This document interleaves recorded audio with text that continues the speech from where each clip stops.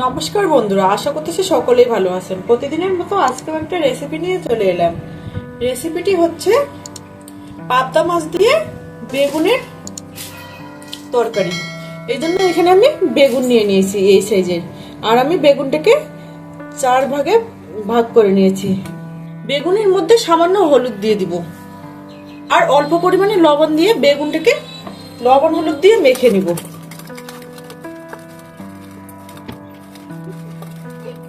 আমার মেখে নেওয়া হয়ে গেছে, এবারে এক সাইডে রেখে দিব। পাবদা মাছ নিয়ে নিয়েছি। পাবদা মাছগুলোকে আমি মাথাটা কেটে দিয়েছি, এই পরিষ্কার করে ধুয়ে জল ঝরিয়ে নিয়েছি। চলুন কথা না বাড়িয়ে রান্নার প্রসেসটা আপনাদেরকে দেখিয়ে দিই। এই রান্নাটি খেতে যেমন সুস্বাদু, আবার দেখতেও অনেক ভালো লাগে। চলুন চুলায় যাওয়া যাক। কড়াই গরম করে তেল দিয়ে দিব। আমি বেগুনটাকে একটু ভেজে নিব, আপনারা চাইলে বেগুনটাকে কাঁচাও দিতে পারবেন। এই রান্নার মধ্যে বেগুনটা কাঁচা দিলে খেতে অতটা ভালো লাগে না, তাই আমি বেগুনটাকে হালকা করে ভেজে নিব। তেল গরম হয়ে এসেছে, এবারে দিয়ে দিব লবণ হলুদ মেখে রাখা বেগুন।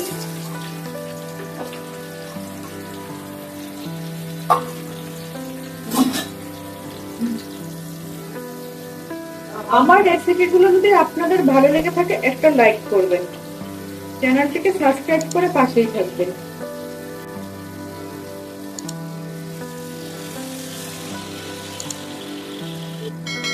বেগুনগুলোকে আমার ভেজে নেওয়া হয়ে গেছে, এবারে তুলে দিব।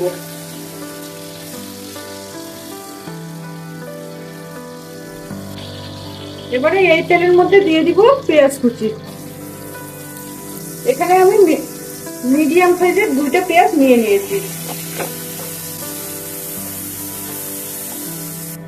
ভাজতে ভাজতে পেঁয়াজের কালারটা চেঞ্জ হয়ে এসেছে, আমার এ পর্যায়ে ভেজে নেওয়া শেষ হয়েছে।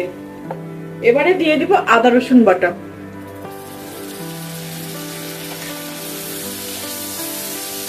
দিয়ে 1 মিনিটের মতো ভেজে নিব, এতে আদা রসুনের কাঁচা গন্ধ থাকবে না।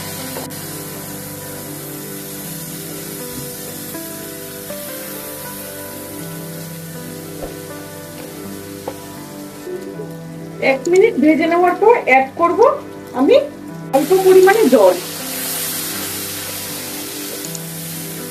ভালোভাবে নেড়ে দিব। এবারে অ্যাড করব আমি গুঁড়ো মশলা। 1 চামচ হলুদ গুঁড়ো, 1 চামচ মরিচ গুঁড়ো, 1/2 চামচ জিরে গুঁড়ো। লবণটা আমি স্বাদ মতো দিব, যেহেতু আমি বেগুন ভাজার সময় একটু লবণ দিয়েছি, তাই একটু লবণের পরিমাণটা কমিয়ে দিব। এবারে নেড়ে চেড়ে মশলাটাকে কষিয়ে নিব। এর রান্নায় আপনি যত মশলাটাকে কষিয়ে নেবেন তত এর স্বাদ বেড়ে যাবে।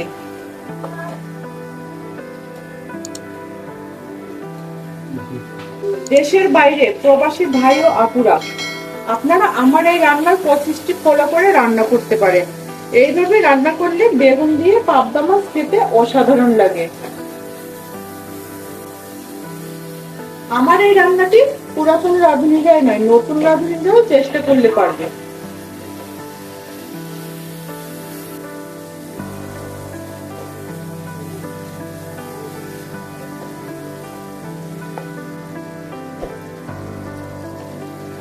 আমার জলটা শুকিয়ে এসেছে, আমি এখানে আরেকটু জল অ্যাড করব।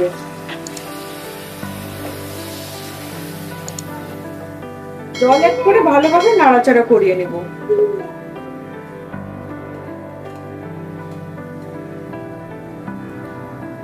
ঝোলটা ফুটিয়ে আসলেই দিয়ে দিব পাবদা মাছ।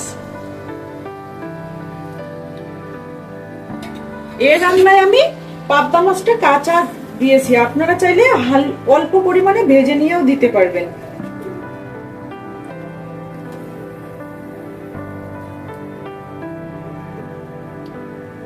পাবদা মাছটাকে দেওয়ার পর চুলার আঁচ একবারেই লয়ে রাখতে হবে।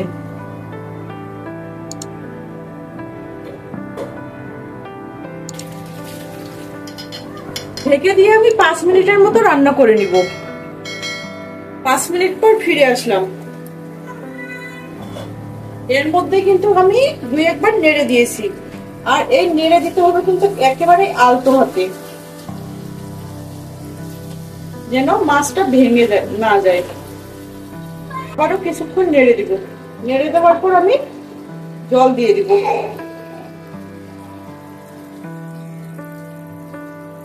জল দেওয়ার সাথে সাথে চুলার আঁচ হাই করে দিব।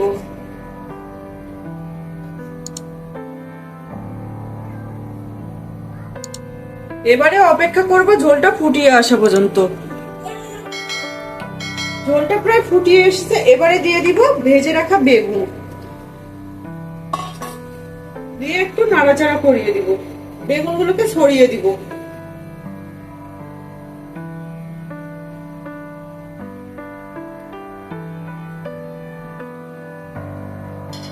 আবারও ঢেকে আমি 5 থেকে 7 মিনিটের মতো রান্না করে নিব। 7 মিনিট পর আবারও ফিরে আসলাম। তরকারির কালারটা অনেক সুন্দর হয়েছে। এই রান্নাটি রান্না করতে যেমন সহজ, খেতে অনেক সুস্বাদু ও মজাদার।